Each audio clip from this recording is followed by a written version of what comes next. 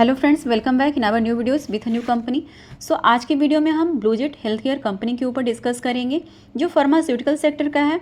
सो इस वीडियो में हम इसके रिसेंट Q3 फाइनेंशियल ईयर 2025 के फाइनेंशियल परफॉर्मेंस, कंपनी के प्रोडक्ट पोर्टफोलियो, इसकी मैन्युफैक्चरिंग फैसिलिटीज़, इसके क्लाइंट, इसका एक्सपेंशन गोल्स क्या है, इसके अलावा और भी बहुत सारे पॉइंट्स हैं जिसके ऊपर आज की वीडियो में हम डिस्कस करेंगे।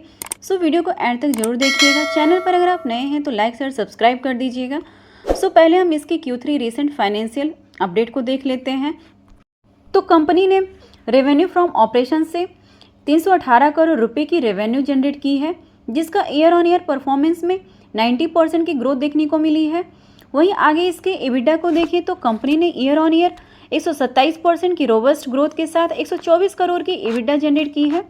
और आगे इसके पैट यानी नेट प्रॉफिट को देखें तो कंपनी ने ईयर ऑन ईयर 208% के इम्प्रेसिव ग्रोथ के साथ 99 करोड़ की पैट जनरेट की है एंड क्वार्टर वाइज 69% की। तो आगे कंपनी के ओवरव्यू को देखें तो ये कंपनी इनकॉर्पोरेटेड 1968 में हुई, जिसे पहले जेट केमिकल प्राइवेट लिमिटेड के नाम से जाना जाता था। यह एक स्पेशलिटी फार्मास्यूटिकल और हेल्थ केयर इंग्रेडिएंट्स और इंटरमीडिएट कंपनी जो CDMO बिजनेस के लिए कोलैबोरेशन, डेवलपमेंट, मैन्युफैक्चरिंग के दृष्टिकोण के साथ नीच प्रोडक्ट ऑफर करती है। तो आगे इसके प्रोडक्ट पोर्टफोलियो को देखें तो कंपनी के 3 प्रोडक्ट पोर्टफोलियो हैं, जिसमें पहला है contest media intermediate. Contest media chemical agent है जो डायग्नोस्टिक पर्पस के लिए इमेजिंग क्लैरिटी को बढ़ाती है, जिससे एक्सरे, CT स्कैन्स, MRIs और अल्ट्रासाउंड के अंदर बॉडी टिश्यूज अधिक दिखाई देते हैं। और कंपनी वर्ल्ड के टॉप मीडिया मैन्युफैक्चरर को क्रिटिकल, स्टार्टिंग और एडवांस्ड इंटरमीडिएट सप्लाईज करती है। और कंपनी ने इसमें फाइनेंशियल ईयर 2024 में 20 प्रोडक्ट कमर्शलाइज किए हैं। वहीं इस सेगमेंट से कंपनी के अराउंड 67% की रेवेन्यू कंट्रीब्यूशन है। और इसके क्लाइंट रिलेशनशिप की बात करें तो टॉप 4 प्लेयर ग्लोबल मार्केट के 75% हिस्से को कंट्रोलिंग करता है, जिसका वैल्यू 5.9 बिलियन अमेरिकी डॉलर है। और 3 सबसे बड़े मैन्युफैक्चरर के साथ 4 से 25 साल का रिलेशनशिप है। दूसरा सेगमेंट है इसका हाई इंटेंसिटी स्वेटनर्स।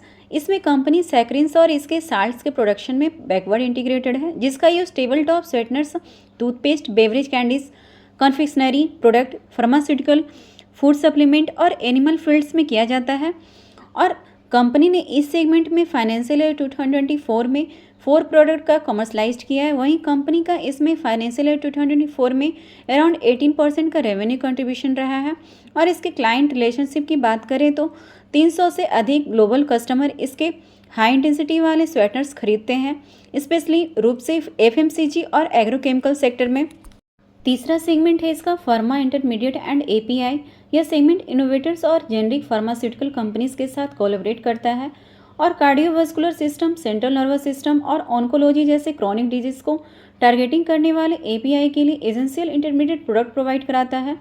और कंपनी ने इस सेगमेंट में फाइनेंशियल ईयर 2024 में 22 प्रोडक्ट का कमर्शलाइज्ड किया है। वहीं कंपनी की इस सेगमेंट में अराउंड 13% का रेवेन्यू कंट्रीब्यूशन रहा है।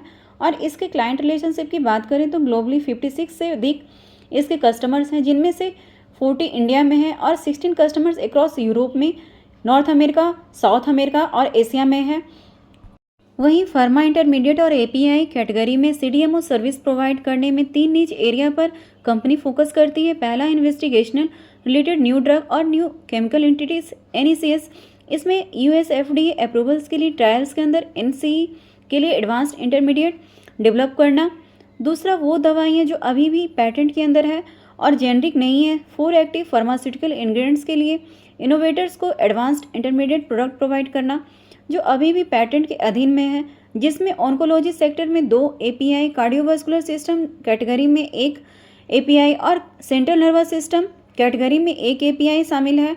तीसरा, जेनरिक मेडिसिन जो अभी ग्रेट क्वालिटी की है, क्रोनिक इलनेस थेरेपीज के लिए कई बड़ी जेनरिक कंपनीज को कई एडवांस इंटरमीडिएट मेडिसिन प्रोवाइड करना है। आगे इसके मैन्युफैक्चरिंग फैसिलिटीज़ को देखें तो कंपनी के पास महाराष्ट्र में 3 ऑपरेशनल मैन्युफैक्चरिंग साइट हैं। पहला यूनिट 1 सहाद में है 200 किलोलीटर कैपेसिटी की। सेकेंड, यूनिट 2 अंबरनाथ में 607 किलोलीटर कैपेसिटी की। और फाइनेंशियल ईयर 2025 तक 743 किलोलीटर तक एक्सपेंशन की प्लानिंग है।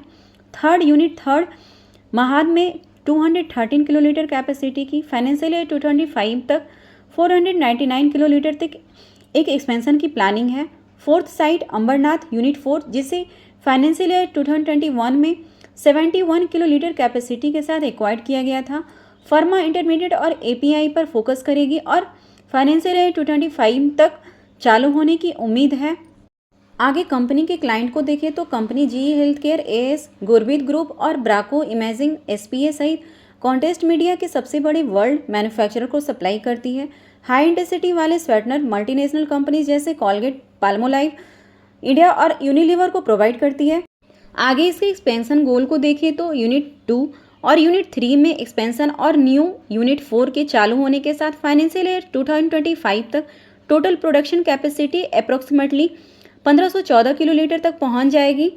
वहीं कंपनी की ज्योग्राफिकल रेवेन्यू कंट्रीब्यूशन को देखें तो यूरोप से 79% की रेवेन्यू कंट्रीब्यूशन है, इंडिया से 13% की, यूएसए से 4% की और रेस्ट ऑफ द वर्ल्ड से 4% की। तो सबसे ज़्यादा रेवेन्यू कंट्रीब्यूशन यूरोप से है। वहीं कंपनी की ज्योग्राफिकल प्रेजेंस की बात करें तो कंपनी 39 कंट्रीज़ में 400 कस्टमर को सर्विस प्रोवाइड करती है। वहीं रिन्यूएबल एनर्जी में कंपनी ने 3.3 मेगावाट की इंस्टॉल्ड कैपेसिटी वाली विंड मिल में इन्वेस्टेड किया है और ट्री प्लांटेशन के थ्रू कार्बन सिंक्स का निर्माण किया है और इसका फोकस एनर्जी इफिशिएंसी को इन्हेंस करने का है। वहीं कंपनी के R&D यानी रिसर्च एंड डेवलपमेंट इनिशिएटिव को देखें तो कंपनी ने एडवांस्ड इंटरमीडिएट के डेवलपिंग, कॉन्टेस्ट मीडिया पोर्टफोलियो के एक्सपेंशन और हाई वैल्यू सीडीएमओ प्रोजेक्ट के लिए कैपेबिलिटीज़ को बढ़ाने पर फोकस करने के लिए 400 मिलियन यानी 40 करोड़ रुपए की लागत से R&D फैसिलिटी स्थापित करने की प्लानिंग बनाई है। वहीं इसके order book and business outlook के बारे में बात करें तो मेन सेगमेंट में हेल्दी कस्टमर ऑफटेक के साथ robust contract manufacturing order book है और सक्सेसफुल कैपेसिटी एक्सपेंशन और इनोवेशन में चल रहे इन्वेस्टमेंट के कारण सस्टेन ग्रोथ ट्रैजेक्टरी पर कंपनी को कॉन्फिडेंस है और फ्यूचर ग्रोथ के लिए पॉजिटिव आउटलुक के साथ जल्दी फ्यूचर में मजबूत डिमांड की संभावना है। वहीं इसकी कैपेसिटी एक्सपेंशन की बात करें तो यूनिट 2 में 2 फेजेस में कैपेसिटी एक्सपेंशन किया जाएगा, जिसमें रिस्पेक्टिवली 120 किलोलीटर और 37 किलोलीटर कैपेसिटी एडिशन की जाएगी। फेजेस 2 की कैपेसिटी अब चालू हो गई है और कस्टमर को फर्स्ट सप्लाई पहले ही भेज दी गई है। वहीं महाद में यूनिट 3 में कंपनी कॉन्टेस्ट मीडिया सेगमेंट के लिए बैकवर्ड इंटीग्रेशन की कैपेसिटी का निर्माण कर रही है। 1500 मिलियन रुपए का एडिशनल कैपेक्स किया जाएगा।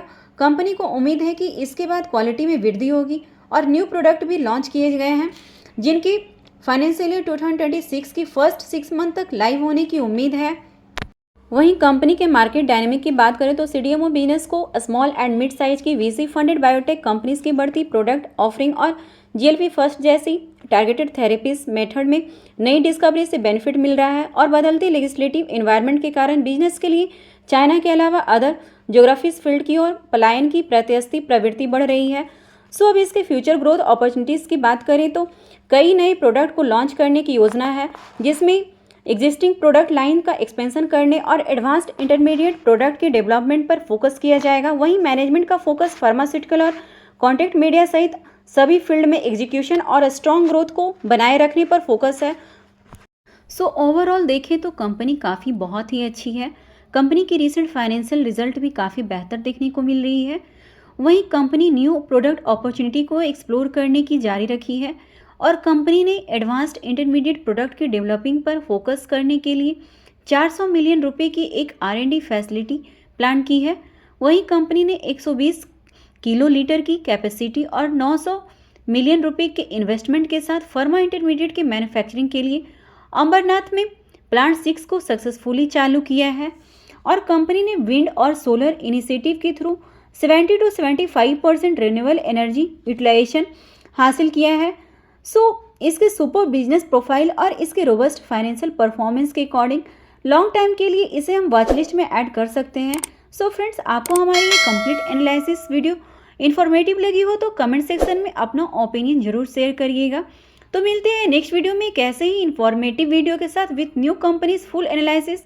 Be safe, stay happy, thank you and thanks for watching.